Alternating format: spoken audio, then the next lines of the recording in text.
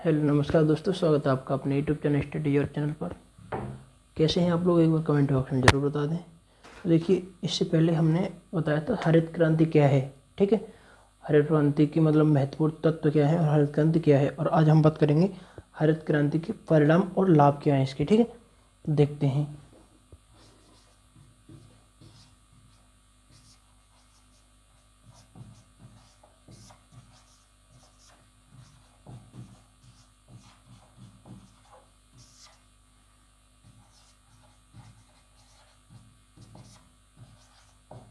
अथवा लाभ क्या है। ठीक है, देखते हैं। तो अगर सबसे पहले हम बात करेंगे इसका उत्पादन में वृद्धि। हरित क्रांति के बाद में उत्पादन में किस तरह से वृद्धि हुई है। नंबर 1 है उत्पादन में वृद्धि।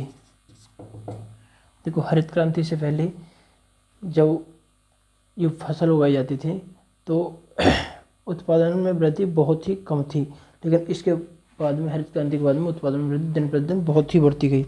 हरित क्रांति के फलस्वरूप उत्पादन में इतनी वृद्धि हुई कि विशेष रूप से गेहूं, चावल, मक्का और ज्वार में बहुत ज़्यादा वृद्धि हुई। ठीक है, तो इससे पहले हरित क्रांति से पहले सन 1951 और 52 में अगर बात की जाए,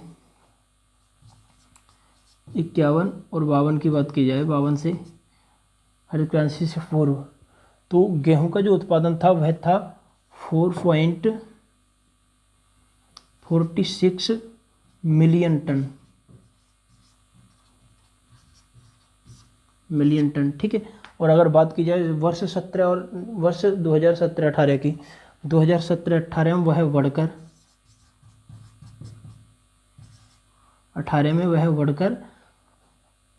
97.11 मिलियन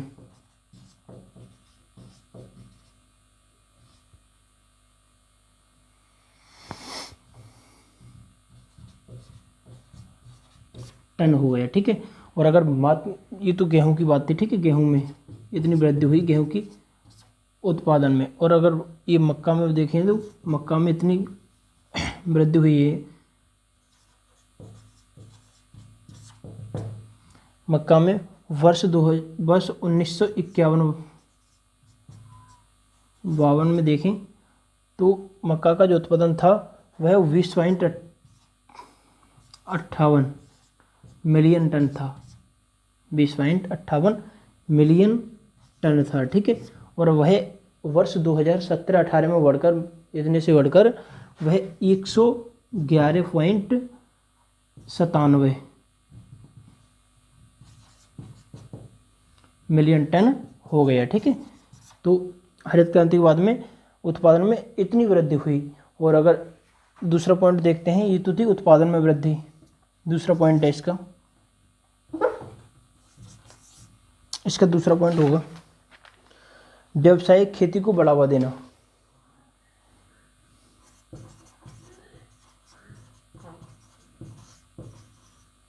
व्यावसायिक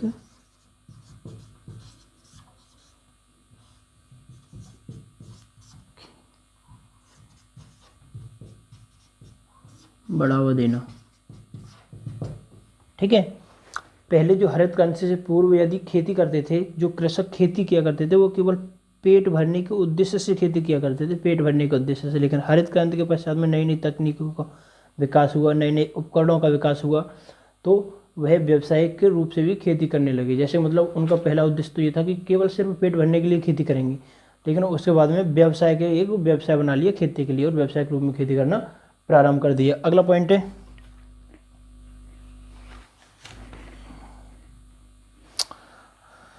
कृषकों की बचतों में वृद्धि।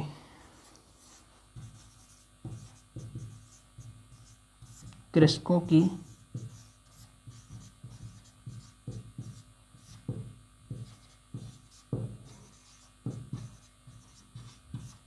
बचतों में वृद्धि। ठीक है, हरित क्रांति से पहले नई नई तकनीकों का विकास नहीं हुआ था, ना नए उपकरण थे, तो कृषक जो मतलब खेती किया करते थे और खेती की जो थोड़ा बहुत उसने उत्पादन होता था, पैदावार बहुत कम थी, उत्पादन होता था, तो वह खेती में ही लगा दिया करते थे। लेकिन हरित क्रांति के पश्चात में नई नई तकनीकों का विकास हुआ और नई नई मशीनों का विकास हुआ। तो उससे पहले देखो, अगर किसान को कोई खेत जोतना होता था 10 बीघे में पूरा दिन गुजार देता था, लेकिन आज 100 बीघा को एक दिन में जोतकर अलग हो जाता है। ठीक है, तो ये क्या है, कृषकों, इससे कृषकों की बचतों में वृद्धि हुई है और समय में भी वृद्धि, समय में कमी हुई है और बचत में वृद्धि हुई है। अगला पॉइंट पर बात करते हैं तो देखते हैं कृषि पदार्थों का निर्यात।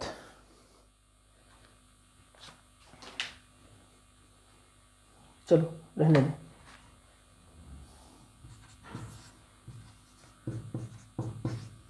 कृषि पदार्थों का निर्यात।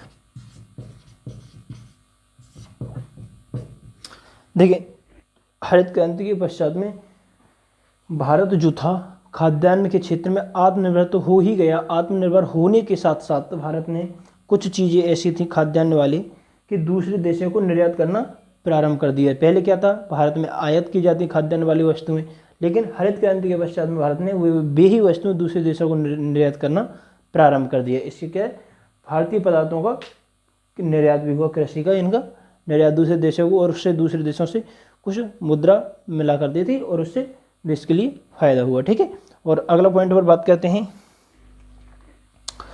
कृषि पदार्थों के आयातों में कमी।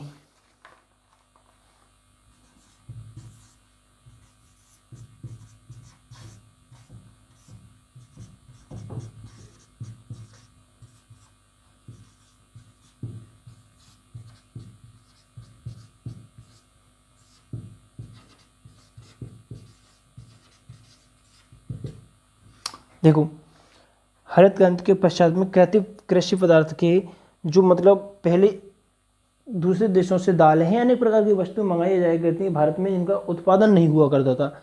लेकिन हरित क्रांति के पश्चात में ही जो दूसरे देशों से जो भी वस्तुएं भारत के लिए आयात की जाती थी वो सब बंद हो गई। ठीक है, क्योंकि नई नई तकनीकों का विकास होने के बाद में भारत में उत्पादन दर बहुत ही अधिक बढ़ गई।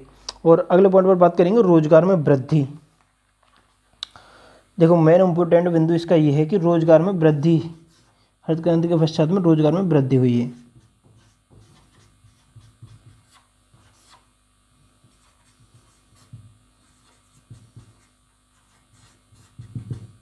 देखो, हरित क्रांति से पहले उत्पादन दर बहुत कम थी, तो क्या है 2-4 लोग ही उसमें लगा रहते थे। लेकिन हरित क्रांति के पश्चात में अनेक प्रकार की तकनीकी का उदय होने के पश्चात जो कृषक लोग हैं अधिक मात्रा में श्रम कर कर उसमें ही उत्पादन दर उसके इस प्रकार से बढ़ाते रहते हैं। ठीक है, और जिसमें फलस्वरूप ये अनेक नवीन अवसर सृजित किए गए थे इसके हरित क्रांति के पश्चात में। ठीक है, और जैसे बीज है, खाद है या कृषि यंत्र है, इससे अवरुद्ध कारखानों में जैसे कृषि से संबंधित कोई कारखाना उत्पन्न कर दिया गया तो उसमें क्या है, व्यक्तियों के लिए रोजगार मिल गया। ठीक है, और जैसे ही इसी प्रकार से जिसमें रोजगारी की समस्या को दूर करने की बहुत ही अच्छी नीति अपनाई गई। ठीक है, हरित क्रांति के द्वारा। ये तो थे हरित क्रांति के परिणाम और लाभ। अब आगे हम बात करेंगे। देखो, हर चीज की हमारा मेन उद्देश्य क्या है। हमारा मेन उद्देश्य ये है कि हम थोड़ा पढ़ाएंगे। ठीक है, देखिए, अपना मेन उद्देश्य ये है कि हम थोड़ा पढ़ाएंगे, लेकिन हम अपना जो भी कॉन्सेप्ट है बिल्कुल क्लियर हो जाना चाहिए। हम समुद्र बराबर नहीं पढ़ाएंगे, हम केवल नदी के बराबर पढ़ाएंगे। ठीक है, तालाब के बराबर, क्योंकि जितना भी हम पढ़ा दें उसमें अपना मेन मकसद ये है कि अपना कॉन्सेप्ट उतना क्लियर हो जाना चाहिए। ठीक है, देखिए, एक विद्यार्थी होता है, जब वह तैयारी करता है, मैं पिछली साल मेरे हाई स्कूल के एक बच्चे से बात हुई थी, तो जिसके 79% मार्क थे। ठीक है, तो मैंने उससे बात की थी, बड़ा अच्छा था, होशियार था पढ़ने में, तो मैंने उससे बात की थी। उसने, देखो, तैयारी हम कैसे करते हैं, तैयारी हम इस प्रकार से करते हैं, किसी प्रेशर से, जैसे कि हमारे ऊपर किसी का दबाव बनाया जा रहा है। दबाव बनाने के बाद में जो हम तैयारी करते हैं तो वो क्या होता है, एक अंत टाइम में जाकर हम उसके लिए भूल जाते हैं। ठीक है, इस प्रकार से हमें तैयारी नहीं करनी। अपना मेन मकसद ये है कि हम जितना भी पढ़ लें, ज़िंदगी में आने वाले समय में हमें उसके बारे में कभी भी किताब उठानी ना पड़े। इस उद्देश्य से हमें पढ़ना चाहिए। ठीक है, और जी नहीं है कि कितना भी पढ़ लो, एक दिन में पढ़ने से कोई फायदा नहीं है। देखो, कुछ भी तुम्हारे साथ नहीं देने वाला है, साथ सिर्फ वही देगा जो तुम्हें याद है या तुम्हारे दिमाग में भरा हुआ है। तो इसलिए थोड़ा पढ़िए, अधिक मत पढ़िए, समझिए ज़्यादा। समझना ही सब कुछ है। अगर पढ़ लो कितना भी और सुबह से शाम तक पढ़ते रहो, अगर तुम्हारे दिमाग में कुछ नहीं भरा तो उससे कोई फायदा नहीं है। ठीक है, तो इसलिए हमारा मेन मकसद ये है कि हम थोड़ा पढ़ाएंगे, थोड़ा पढ़ाने के बाद में हमें हमारे समझ में अच्छी तरह से आना चाहिए। ठीक है, उस दिन मैंने समझा दिया था हरित क्रांति के महत्वपूर्ण तत्व क्या है और हरित क्रांति क्या है। आज देखो बता दी हरित क्रांति के लाभ क्या थे और इसके परिणाम क्या हैं। और आने वाले समय में देखो हर किसी भी चीज़ का मतलब लाभ होते हैं, उसका उदय होता है और उसके पश्चात में उसके मतलब कुछ कमियां भी निकलती हैं, उसमें कुछ दुष्परिणाम भी होते हैं। हर चीज़ के यूजेज हैं तो उसका डिसयूजेज भी है। ठीक है, और तो जब हाई स्कूल के बच्चे से मेरी बात हुई थी तो बड़े अच्छे मार्क्स थे उसके, 79% थे, बड़ा पढ़ने में भी होशियार था। तो मैंने उससे पूछा था 1 साल बाद जब वो फर्स्ट ईयर में था, तो मैंने 2-4 क्वेश्चन उठा के उसी के सिलेबस से हाई स्कूल वाले से और उससे पूछा था, तो उसको 2-4 प्रश्नों में से केवल 2% ही याद निकला।